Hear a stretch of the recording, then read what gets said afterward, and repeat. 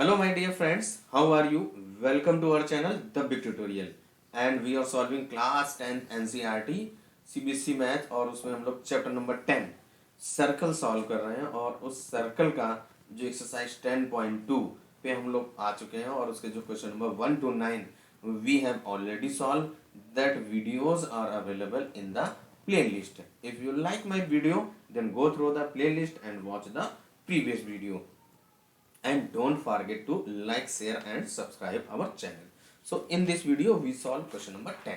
10 question number हम लोग solve करने वाले हैं और देखिए जो क्वेश्चन नंबर 10 आपका क्या कह रहा है कि prove that the angle between two tangent drawn from an external point to a circle is supplementary to the angle subtended by the line segment joining the points to contact the centre. ये आपको prove करना है। तो देखिए क्या होता है कि जो प्रूविंग वाले होते हैं, जो सर्कल में हम लोग प्रूव कर रहे हैं, कोई भी चैप्टर ट्रायंगल्स में अभी आप पढ़ेंगे तो उसमें जब आपको प्रूविंग वाले जो होते हैं उनको आपको सबसे कैसे सॉल्व करना होता है, गिवन क्या है, टू प्रूव, और फिर इसके बाद प्रूव करते हैं। अगर आप कोई कॉन्स्ट्रक्शन करते हैं तो आप कॉन्स्ट्रक्शन भी लिख देते हैं। तो यहाँ पे देखिए क्या कह रहा है कि टू टेंजेंट्स आपकी गिवन है और वो क्या है, फ्रॉम एन एक्सटर्नल पॉइंट से।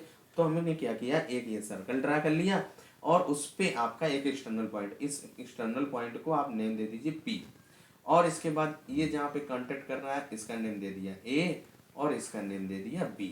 अब इसके बाद ये आपका सेंटर है, इसको नेम दे दीजिए O। अब क्या कह रहा है कि ये आपकी जो ये PA and PB are the two tangent. तो यही आपने यहाँ पे लिख दिया। क्या गिवन क्या है, PA and PB are the two tangent drawn from an external point P। ये आपका एक्सटर्नल पॉइंट P है to a circle with centre O, जिसका circle with centre the line segment OA and OB are drawn. तो आप क्या कीजिए, OA and OB को आप ड्रा कर लीजिए। यहाँ पे आपने OA एंड OB को ड्रा कर लिया। अब देखिए क्या है, अब हमको क्या प्रूव करना है कि जब आप इन लाइंस को ज्वाइन करते हैं तो क्या होता है कि यही कह रहा है कि the end tangents drawn from an external point.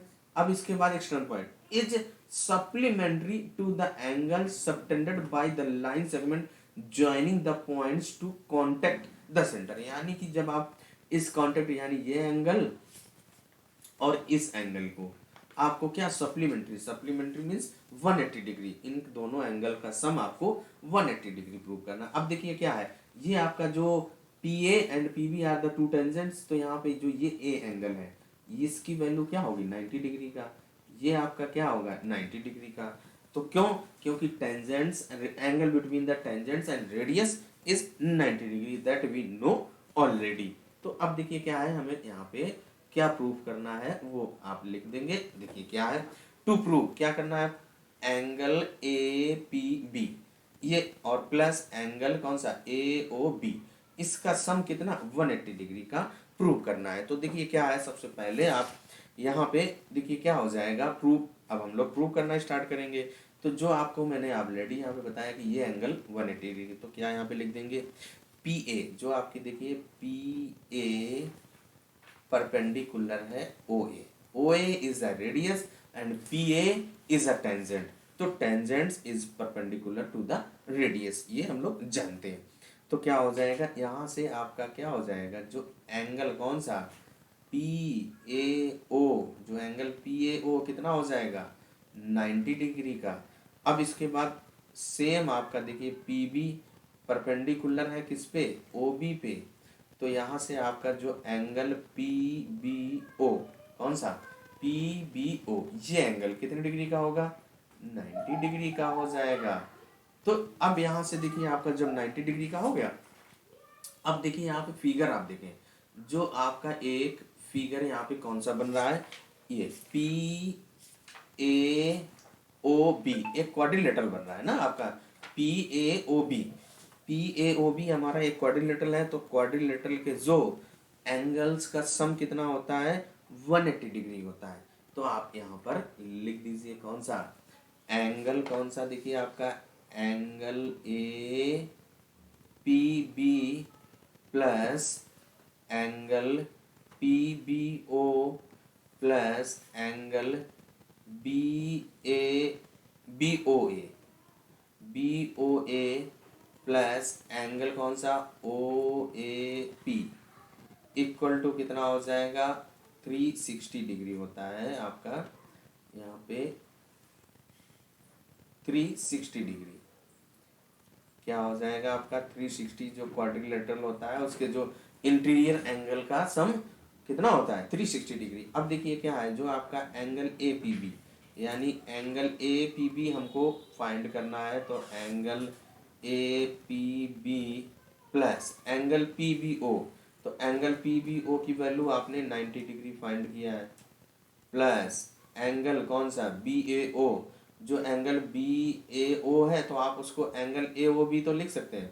तो angle A O B plus angle O A P या एंगल पी ए ओ इसकी वैल्यू आपने 90 डिग्री यहाँ पे कैलकुलेट कर लिया। तो क्या हो जाएगा 90 डिग्री इक्वल टू 360 डिग्री।